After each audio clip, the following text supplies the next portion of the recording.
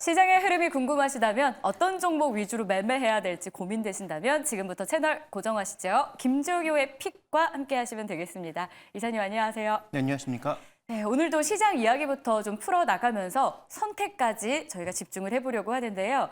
자, 오늘 오전장에 대해서 김종효 이사는 어떤 한마디를 남겼을지부터 열어보겠습니다. 시장에 대한 가장 핵심 포인트가 될 것 같은데요.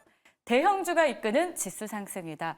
코스피만 놓고 보면 300여 개 종목이 상승하고 한 500여 개 종목이 하락을 하는 상황에서도 1% 안팎의 상승을 계속 유지해주고 있잖아요. 역시 시가총액 상위주의 힘이다라고 볼 수 있겠죠. 그러니까 이제 아마 지난 시간, 지지난 시간부터 말씀을 드렸던 게 지수가 저점에 올라가는 게 중요하고 또 그 지수의 저점을 올리는 게 결국 우리는 시가총액 방식이기 네. 때문에 시가총액 상위 종목이 올라가야 되는 거고 실제로 외국인들이 그 종목들에 대한 베팅을 강하게 올리기 시작하면서 이게 이제 지난 만기 때부터 나온 거죠. 그래서 오늘 사이즈별로 상승률을 보시면 중소형주는 다 마이너스입니다. 네. 그런데 대형주가 오히려 지수보다 더 많이 오르면서 지수를 견인하고 있는 상황이거든요.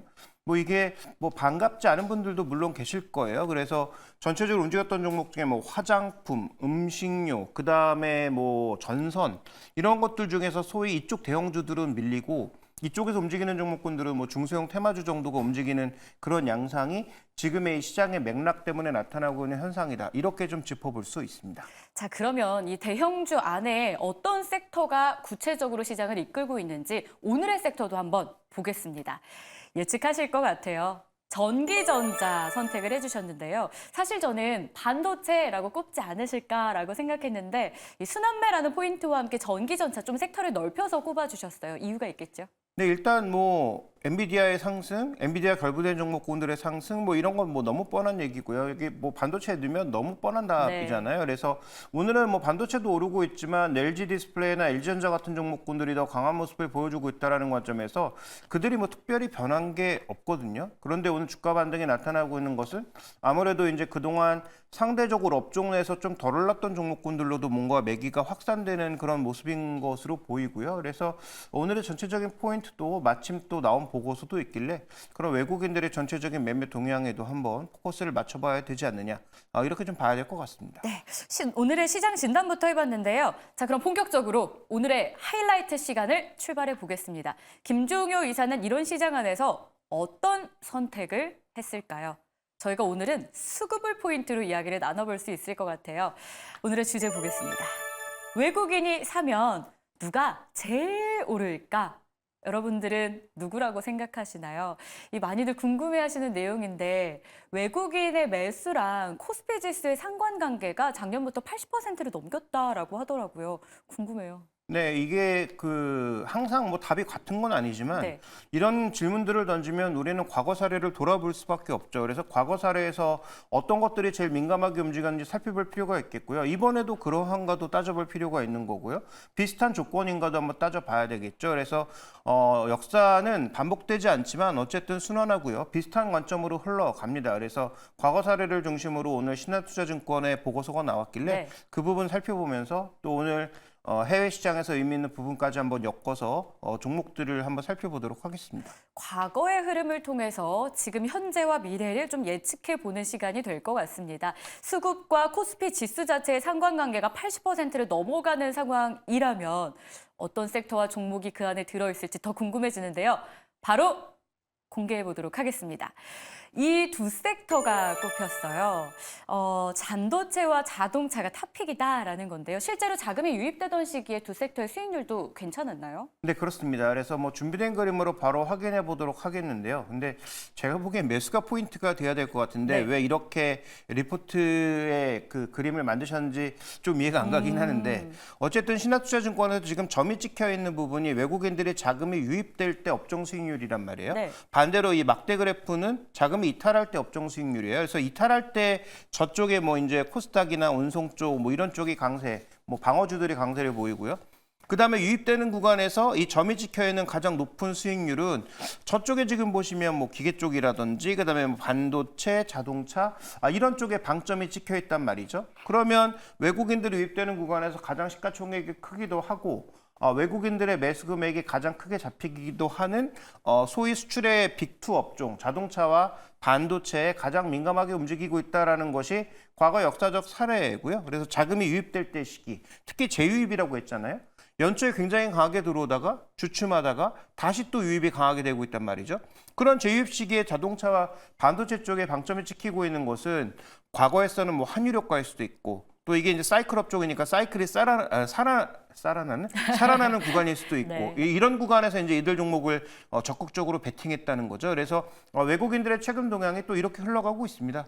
뭐 자동차, 반도체 집중적으로 사고 있죠. 특히 반도체 중에서는 작년에 외국인이 가장 많이 매수한 종목이 삼성전자여서 연말에 이 이야기 참 많이 했던 기억이 나는데 올해는 또 그 밸류업이 한참 시장에 붐을 일으킬 때 현대차를 그렇게 매수했던 기억이 나요. 유의미하게 봐도 되는 걸까요? 네, 외국인들도 장기적으로 보면 우리 시장의 변화 어느 정도 감지하고 있다라고 판단하고 있고요. 다시 한번 말씀드리지만 외국인들이 이거 사서 계속 가져가는 물량도 일부 있을 거지만 그러한 대책이 나왔을 때부터 외국인들 중에 일부의 시각은 분명합니다. 이건 분명히 상품을 만들어서 국내 연기금과 같은 장기 투자자가 결국 들어올 수밖에 없기 때문에 거기에 팔기 위해서 미리 산 베팅 물량일 수도 있다라는 것, 이 두 가지를 모두 동시에 아셔야 되겠죠. 그래서 구조적 변화에 따른 외국인들의 장기 물량도 있고 그다음에 단기적으로 들어올 ETF 물량에 대고 때리려고 일부러 사는 물량도 있다. 거기에 또 하나 결부되는 것은 내년 3월까지 멈춰져 있는 공매도까지 같이 결부되어 있다고 봐야 되겠죠. 알겠습니다. 자동차와 반도체가 탑픽이다. 수급과의 연관했을 때요. 이걸 첫 번째 포인트로 봤는데요. 자, 두 번째 저희가 주목해야 될 포인트가 또 있습니다. 바로 열어볼게요. 외국인의 수급과 연동해서 전 세계 공급망 전쟁의 한창인 가운데 그 대안으로 한국과 대만을 꼽아주셨어요. 이유가 있을까요? 네, 그동안 외국인들의 수급, 특히 우리 아직 이머징 마켓에 속해 있고 네. 선진국으로 갈 가능성이 낮잖아요. 지금 뭐 공매도도 안 하고 환율도 안 풀어주고 하니까 우리가 지금 뭐 선진국 시장으로 들어갈 가능성은 낮거든요. 그러면 전체적으로 여전히 이머징 안에 머물러야 되는데 이머징에서의 최근에 가장 핫한 키워드는 인도입니다. 네. 그런데 우리가 지금 유럽도 그렇고 미국도 그렇고 전부 우경화되는 그런 정치 지형 속에서 앞으로 스스로 만들거나 자신들과 연계되어 있는 그런 동맹국가 내에서 만드는 쪽으로 점점 공급망을 분리해 나갈 거예요. 그래서 지역 안에 편입되어 있거나 아니면 정말로 친한 국가이거나 둘 중에 하나로 가야 되는 상황이거든요. 그러면 인도와 여기가 연관 있나? 없죠. 인도에서 제조업 잘하는 게 뭐가 있습니까? 여전히 제조업이 망가진 게 이번 선거를 망가뜨린 가장 첫 번째 원인 아니겠습니까? 그런 관점에서 봤을 때 지금 준비된 그림 보시면 최근에 누적 거래에서 단연 눈에 띄는 것은 누가 뭐래도 인도라는 거죠. 인도에서 늘어난 부분, 반대로 대만 쪽은 줄어들다가 2023년부터 조금씩 강화되는 모습이고요. 우리나라도 전체적으로 인도의 비중이 늘면서 다른 이머징이 줄어드는 그런 상황에서 최근 들어서는 한국과 대만 쪽에 공급망 분리에 따른 효과를 제조업을 가장 잘하는 국가, 중국, 대만, 뭐 일본, 한국 정도인데 뭐 일본도 꽤 많이 샀고요.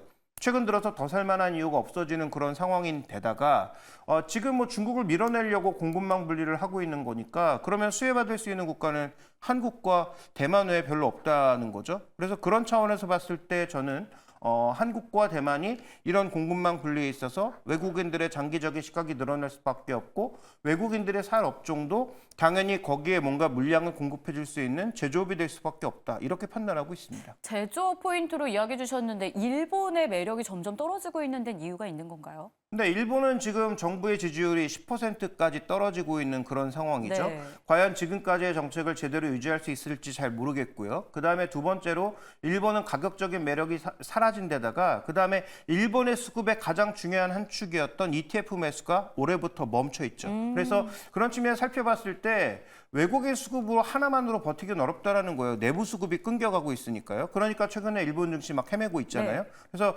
일본 증시의 매력도는 상대적으로 떨어질 수밖에 없고 반대로 외국인들이 더 살만한 그런 쪽은 시장 전체보다는 공급망을 강화시킬 수 있는 쪽에 대한 매수가 여전히 강할 수밖에 없다. 이렇게 좀 봐야 될 것 같습니다. 전 세계 공급망 분리가 이어지고 있는 상황에서 결국 중국을 견제하기 위한 움직임이 크다 보니 여기서 수혜를 입을 수 있는 제조업 국가는 한국과 대만일 것이다 라는 수급과의 연관성을 두 번째 포인트로 봤습니다. 자, 마지막 포인트가 우리를 기다리고 있는데요. 외국인의 수급과 연관해서 볼 수 있는 내용.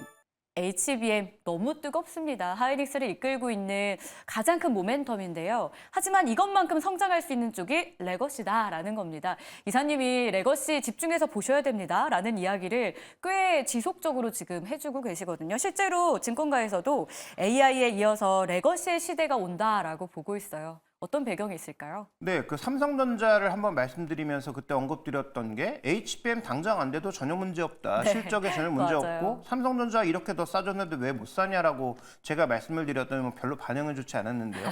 어쨌든 지금 중요한 것은 레거시에서는 SK하이닉스와 마이크론이 삼성전자를 따라잡을 수도 없고 따라잡을 능력도 없습니다. 돈도 없고요. 그래서 전체적으로 레거시가 강해질 때 오늘도 나온 기사 보면은 하이닉스는 마진율 30%, 삼성전자 절반밖에 안 된다라는 얘기를 하고 있는데 지난 얘기를 할 필요가 없는 거죠. 네. 앞으로 레거시가 강화됐을 때 그러면 SK하이닉스가 레거시에도 대거 투자해서 따라잡을 수 있느냐? 불가능하죠. 그래서 그런 측면을 살펴볼 필요가 있는 거고요. 제가 이제 하반기에 계속 강조드리고 있는 건 아이폰 16이 아니거든요. AI PC 계속 강조드리고 있잖아요. 그렇죠. 오늘 이제 준비된 그림 보시면 두 종목이 강하게 움직였는데 하나는 AMD가 마이크로소프트의 조건을 채우지 못하면서 밀려날 것으로 얘기가 되고 있고 그래서 퀄컴이 부각되는 모습이고요. 그다음에 퀄컴에 지금 IP를 제공하고 있는 ARM이 같이 급등하고 있고요. 그러다 보니까 이쪽은 결국은 레거시 쪽이 다 좋아진다. 낸도 이미 좋아졌고요. 그 다음에 D램도 좋아지고요. GDDR도 올라오고요. 여러 가지가 올라오다 보니까 마이크론도 폭등했단 말이죠. 그러면 이런 종목군들의 상승에 삼성전자는 결부되지 않는가? 그렇지 않다라는 거죠. 그래서 HBM이 언제 될지는 아직은 모르지만 계속 퀄 테스트가 진행되고 있는 걸로 봐서 소외시키진 않을 걸로 보이고 소외되면 다시 한번 말씀드리지만 AI 자체가 안 되는 거고 네. 그다음에 레거시가 잘 되면 레거시에서 압도적으로 하이닉스와 마이크론을 누르고 있는 삼성전자의 이익은 하반기에 대고 올라갈 수밖에 없다라고 보고 있는 거죠. 그래서 삼성전자 빠지면 당연히 더 사야 되는 거고요. 오르면 더 사야 되는 겁니다. 그래서 현재 구간의 삼성전자는 비메모리까지 열리면 우리가 이제 흔히 얘기하는 10만 전자까지 바라볼 수 있는 거고요. 네. 비메모리가 만약에 안 열릴 경우에는 뭐 주가의 상승폭은 제한적이겠지만 지금보다는 더 올라갈 가능성이 높다. 이렇게 봐야 될 것 같습니다. 그래서 외국인 수급과 연동해서 저희가 그럼 가장 탑픽으로 봐야 되는 종목을 꼽는다면 이미 언급이 계속 나왔는데요. 그래도 한번 공개해 볼까요? 네, 뭐 당연히 삼성전자고요. 그다음에 삼성전자가 지금 유일하게 또 신규 투자를 강하게 할 수 있는 기업이고요. 네. 실제로 제가 관련된 기업 몇 개의 전화를 돌려서 확인해 본 결과 네. 삼성전자의 테일러 공장은 이미 공장을 짓기 시작했고요. 관련된 장비들이 서서히 납품되기 시작하고 있습니다. 따라서 삼성전자를 여전히 못 믿었고 사기가 싫다라고 생각하시는 분들은 삼성전자가 신규 투자를 늘렸을 때 삼성전자에 결부돼서 따라갈 수 있는 종목군들에 대해서 관심을 가지시면 될 것 같습니다. 저한테 하시는 말씀 같았어요. 저희 방송 들어오기 직전에 저한테 유영 삼성전자 매수했니? 라고 물어보셨었거든요. 과거에도 삼성전자에 대한 매력을 꾸준히 나타내 주셨고요. 오늘 저희가 산다 안 산다 프로그램에서도 삼성전자가 탑픽으로 꼽힌 상황이었습니다. 세계 AI 시대가 확장되는 상황에서 삼성전자가 소외될 가능성은 거의 없다라는 포인트. 이뿐만이 아니라 더 큰 건 레거시 강자라는 부분입니다. AI PC에 대한 기대감이 있다는 거 잘 기억해 봐야 될 것 같고요. 자, 오늘의 토픽 삼성전자 외국인의 수급 연동성 체크해 봤습니다. 지금까지 김종효 이사였습니다. 고맙습니다.